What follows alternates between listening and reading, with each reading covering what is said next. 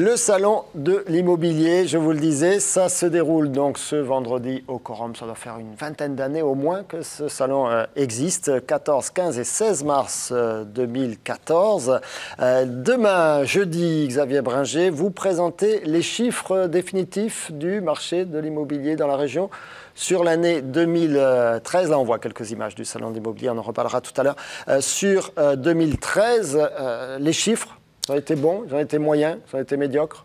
Alors, les chiffres de 2013 qui étaient annoncés sur une stabilité par rapport à une année 2012 qui était en très forte baisse. 2012 on avait remarqué une baisse de plus de 50% du volume de vente nette par rapport aux années 2010 et 2011. Donc 2012 a été une forte année de baisse. 2013 est en stabilité par rapport à cette année 2012. Donc, une stabilité, on va le dire heureusement, parce qu'on a arrêté cette descente aux enfers. On aurait souhaité une hausse. Après cette première année présidentielle, on pense que cette année 2013 a préparé, nous l'espérons, un rebond pour l'année 2014. Alors, par exemple, on voit ici des images de Montpellier, de tous ces nouveaux quartiers. On voit ça fleurir de partout, on voit des rues partout. Mais au final, vous avez livré, vendu, c'est ça, en 2013, aux alentours de 2000 appartements neufs, c'est ça? Contre près de 4000 avant 2012. Alors, ce que l'on voit en construction, c'est ce que nous avons vendu 2 ans avant. Donc, ce que vous voyez en construction dans l'année 2013, c'est ce que nous avons vendu en 2011. 2011 qui était une bonne année. Ce que nous allons voir en construction cette année, c'est ce que nous avons vendu en 2012. Et là, on va voir moins de rues sur Montpellier. Ce qu'il faut, c'est que cette période, avec moins de rues sur Montpellier, soit le plus courte possible. Et c'est ce que l'on dit, ce que l'on rabâche aujourd'hui à l'ensemble des maires, à la fois de Montpellier, du futur maire, et puis des autres maires de la région Languedoc-Roussillon. L'économie due à l'immobilier est une économie très forte dans notre région. On a besoin d'accueillir beaucoup de monde, parce qu'on a un taux démographique 2 fois plus fort que la moyenne nationale. Et donc, il faut retrouver cet élan de la construction, de logements pour faire les ventes en 2014 et commencer à vraiment reconstruire en 2015. Alors, pour avoir une idée, 2000 appartements, c'est ça à peu près, un petit peu moins? Sur Montpellier, sur l'agglomération montpelliéraine, c'est aux alentours de 2000, en 2013 de vente. Pour une année moyenne qui devrait se trouver aux alentours de 3500. Donc vous avez déjà fait plus de 3500? On a déjà fait jusqu'à 3800 ventes sur l'agglomération de Montpellier. Donc, une bonne moyenne est aux alentours de 3500. On mesure l'impact du nombre d'appartements en moins, donc de construction en moins. Tout à fait. C'est assez impressionnant. Sur les autres grands secteurs de la région? Alors, sur les autres grands secteurs de la région, ce qu'il faut savoir, c'est que l'année 2012, il n'y avait plus que Montpellier qui fonctionnait. L'année 2013, Montpellier est resté à peu près stable et on a quelques petits ressauts. Mais quand on dit Perpignan, Narbonne, Nîmes avaient touché le fond de la piscine, c'était qu'ils étaient presque en dessous du fond de la piscine. Aujourd'hui, il y a presque à zéro. Il y a quelques concrètement, presque à zéro. Quelques dizaines d'appartements vendus par an. Tout à fait. Un marché qui s'était totalement écroulé. On a ressenti en 2013...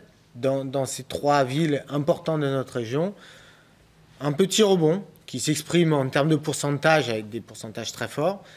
En volume, c'est pas encore ça, mais on est quand même rassuré de voir ces marchés reprendre un tout petit peu de couleur. Alors ça, c'est l'état global du marché. Pourquoi? Il y a la crise. Effectivement, qui affecte le pouvoir d'achat. Peut-être les gens qui se disent je vais attendre avant de me lancer dans un projet immobilier. Il n'y a pas que ça. Il y a la problématique également des investisseurs, des lois d'accompagnement de l'investissement. Il y avait la loi Cellier, il y a la loi Duflot. La loi Duflot a du mal à prendre. C'est essentiellement dans notre région l'investissement locatif qui a toujours fait avancer la construction et fait avancer la ville. C'est sur les 15 dernières années, la partie de vente aux investisseurs était entre 70 et 75%. Cette année, en 2013, on a fait plus 30% en résidence principale. Donc une très très bonne année sur la résidence principale. Sauf que le volume de la résidence principale est faible par rapport à ce que représente l'investissement locatif. La loi Cellier, la loi Duflot, sur le papier, c'est quasiment la même chose.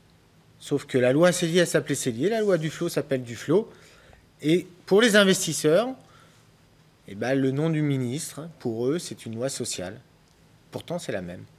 Donc, il faut, de la part du gouvernement, et on lui demande depuis longtemps, dire que ce régime de loi d'investissement locatif, il est bon, mais ça, quand on le regarde, on le sent bien. Mais deux, de pouvoir communiquer en disant « Nous avons besoin de vous, les investisseurs ». Parce que l'investissement dans le logement en France, c'est de l'investissement fait par des Français, avec des entreprises locales, et pour loger des Français. Donc, quand on a un ministre du redressement productif qui dit « Made in France », je crois qu'on ne peut pas faire mieux que de construire nos logements. Il y a un léger problème de marketing. Alors il y a un très gros problème de marketing. Et on sent, avant les municipales, le logement est redevenu une priorité. 3,5 millions de personnes mal logées en France. C'est redevenu une priorité. C'est redevenu, entre guillemets, un sujet à la mode politique. Avant les municipales, nous, ce que l'on veut, c'est que ce sujet ne soit pas à la mode, parce que c'est une réelle réalité de terrain. Il faut construire plus. Et pour demain, après les municipales, nous l'espérons que ce message gouvernemental continuera tel qu'il se fait depuis quelques mois. Alors, autre précision, ça peut sembler un paradoxe, mais vous allez nous expliquer pourquoi ça n'en est pas un du tout. La baisse du nombre de ventes n'a aucun impact sur les prix. Nous sommes dans un pays où la régulation de la production de logements neufs est excessivement bien faite.